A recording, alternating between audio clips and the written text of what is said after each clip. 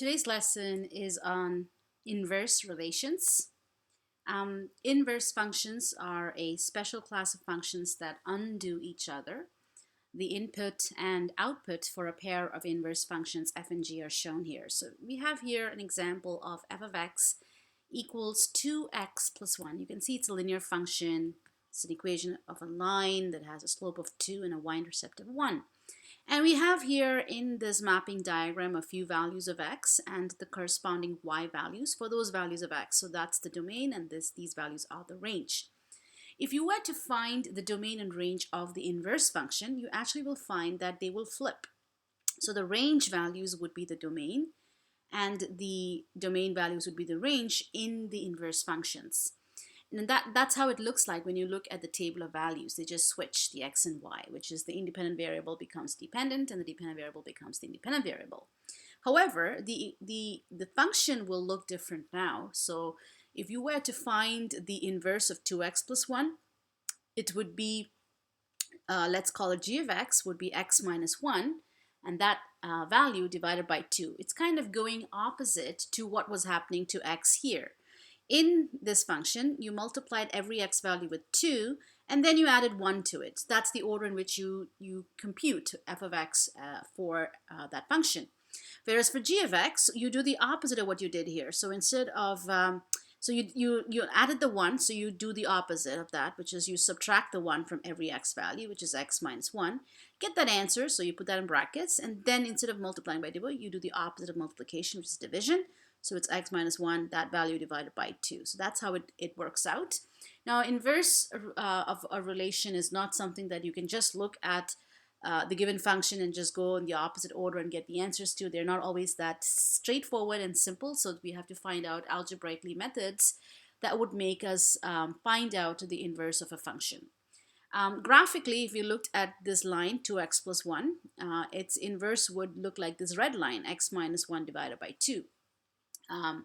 So you can see here that there is this dotted line in between them, which is the equation y equals x. That is kind of like the axis of symmetry for those two lines. Okay, so it's the mirror image of 2x plus 1 is x minus 1 divided by 2. So to summarize, the inverse of a function can be obtained by switching the x and y coordinates, or switching the domain and range, and also reflecting the relation in the line y equals x. So that's the axis of symmetry, and this graph is being reflected, and that line looks like this red line. The inverse of a function may or may not be a function. If it is a function, then you would denote it like this. You would say f inverse x, and this inverse, you can see this -1, it's like a superscript in a smaller font size. It's not an exponent, so don't read f inverse as f to the power of -1, because that's not what's happening there. It's mathematically a way to communicate that you're finding the inverse of the function f of x, and it's denoted by f inverse, which is having this -1, okay? So let's try some examples. Algebraically find the inverse of these relations, and then state the domain and range of the function as well as the inverse. Sketch a graph of the function and its inverse, and determine if the inverse is a function. So let's do that. Let's do the first one. Y equals x squared plus 4x plus 5. As you can see, it is a quadratic. So we are going to do this. We're going to switch the x and the y. So we're going to write x equals y squared plus 4y plus 5. And we want to now, isolate y and rewrite this equation as y equals, and that'll give us the inverse of the function. But the way it's given right now, it's very hard to isolate y because you have a y squared term here and a y to the power of 1 term here. So what we're going to do is we're going to complete the square. And so we're going to use what we learned about completing the square on the right side. So you have, you take these two terms, y squared plus 4y. You take 4 divided by 2. 4 divided by 2 is 2. So you add the square of 2. You subtract the square of 2. And then you have plus 5. And when you do this, the first three terms here end up being a perfect square trinomial. Okay, so that becomes y plus 2 to the power of 2. So if you square this binomial y plus 2 to the power of 2, you get this trinomial here. And then you're left with these two numbers, negative of 4 plus 5, which is simply 1. Okay, 5 minus 4 is 1. So this is how it looks now. Now it's easier to isolate the y. X minus 1 equals y plus 2 squared. And then you square root both sides. When you square root both sides, you get y plus 2 here, because you square root here. And that would be equal to the square root of x minus 1. Okay. I'm just going to rearrange it and write y here. Y plus 2 equals square root of x minus 1. And this is, you can get the plus or the minus of the square root. So you basically have the answer for y when you isolate it as plus or minus of the square root of x minus 1 plus 2. Okay, so this is now the inverse function. I'm going to replace y with f inverse notation. So f inverse, or the algebraic expression for the inverse of the given function, which is given as f inverse of x, is plus or minus of the square root of x minus 1 plus 2. Oh, sorry, I think it's minus 2. I made a mistake here. Let me just correct that. When you bring the 2 over here, this becomes minus. All right, so we have done the answer to part A, which is we found the inverse of that relation. And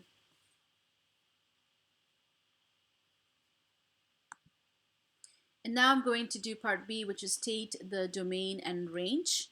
So for the given function, which is y equals the domain and range of the function and the inverse. So let's take the original function f of x equals x squared plus 4x plus 5.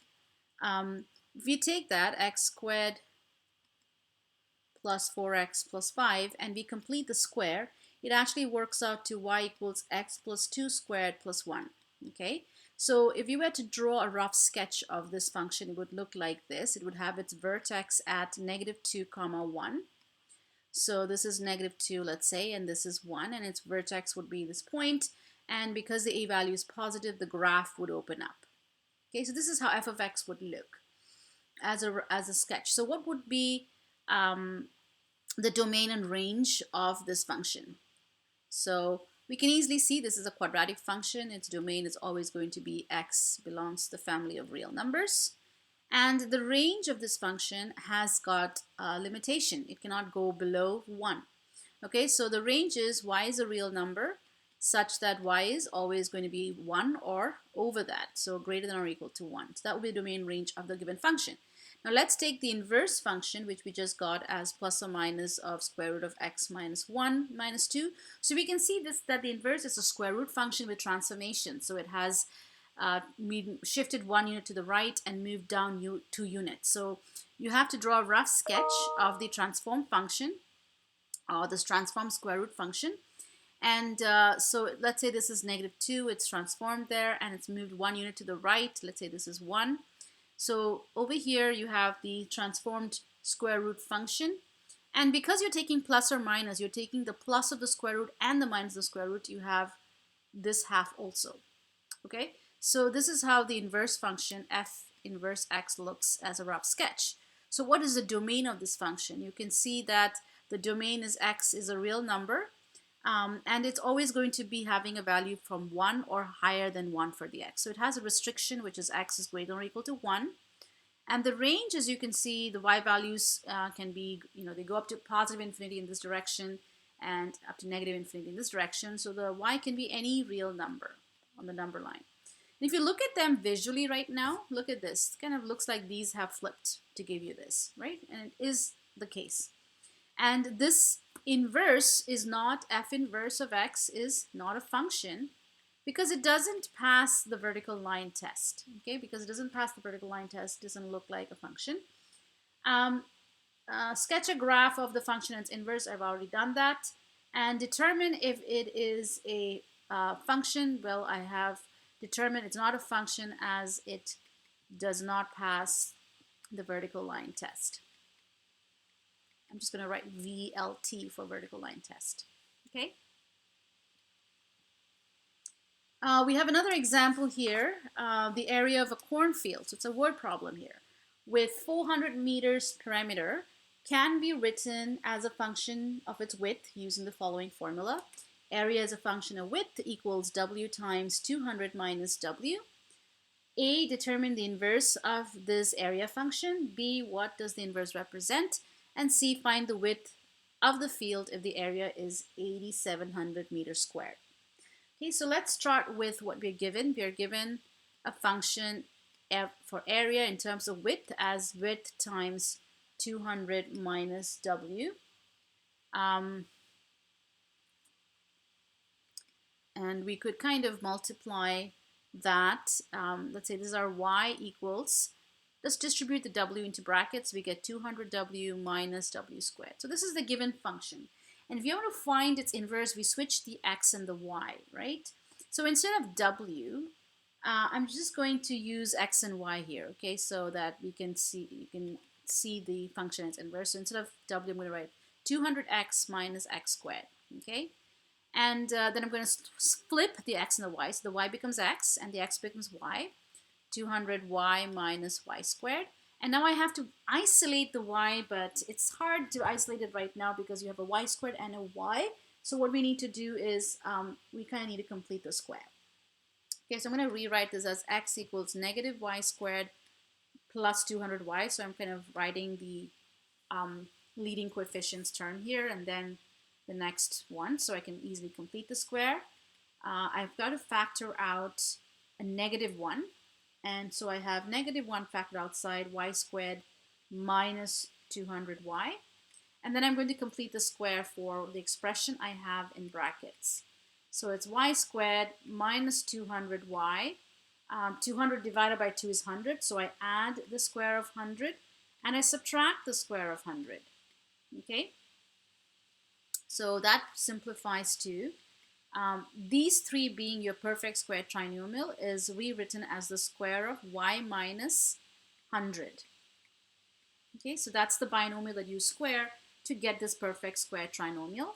And then we have this expression in the brackets which we can multiply. The negative 100 squared times the negative 1 makes it a positive 100 squared. Okay?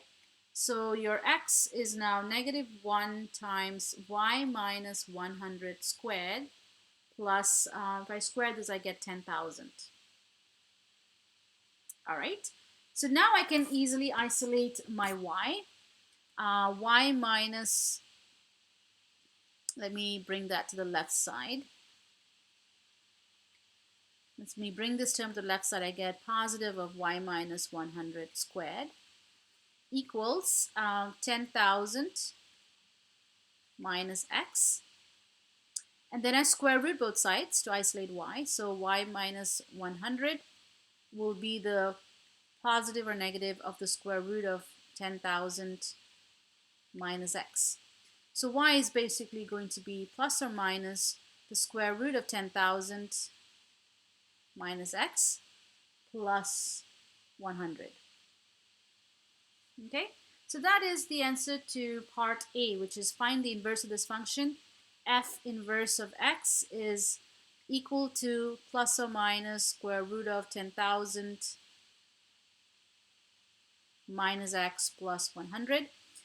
Maybe you want to write this down in using the variable they have, which is w. So that's equal to plus or minus square root of 10,000 minus w plus 100. All right. So we have done part A. Part B, what does this represent? So if you look over here, it tells you that the inverse gives you the width if you know what the area of the field is. So if you put the width of the field here, you can find the area because the given function gives you the opposite. If you're given, you know,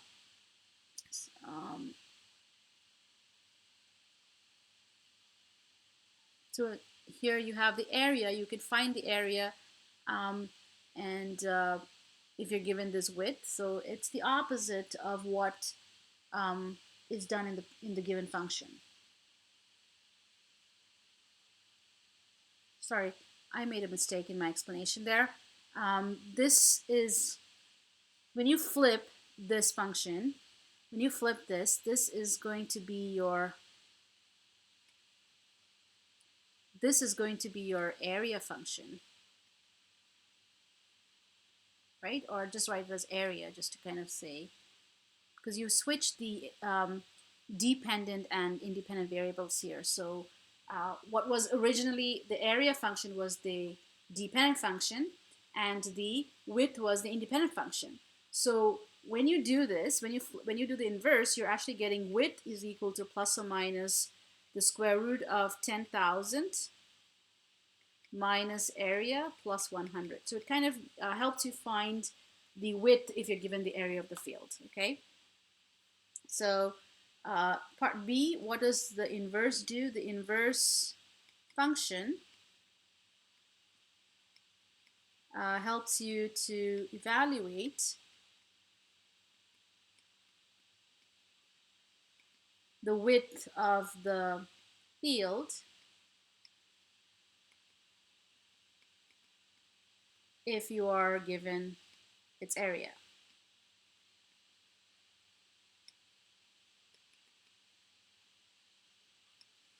So part C is asking you to do that. Find the width of the field if the area is 8,700. So if the area is 8,700 meters square, what is the width? So the width is equal to plus or minus square root of 10,000 minus A plus 100. And so you're going to plug in 8,700 there.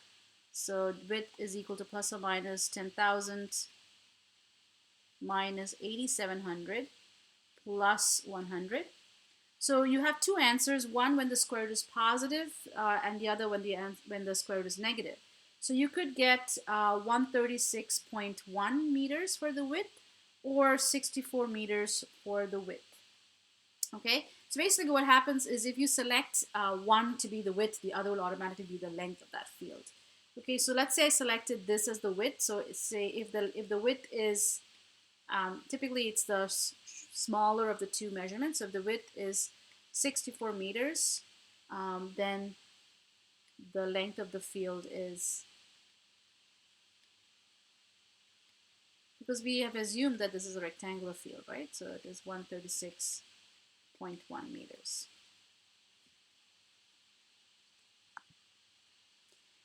You have now to get into groups and complete this pair share activity, and then we will take it up and do the assigned questions.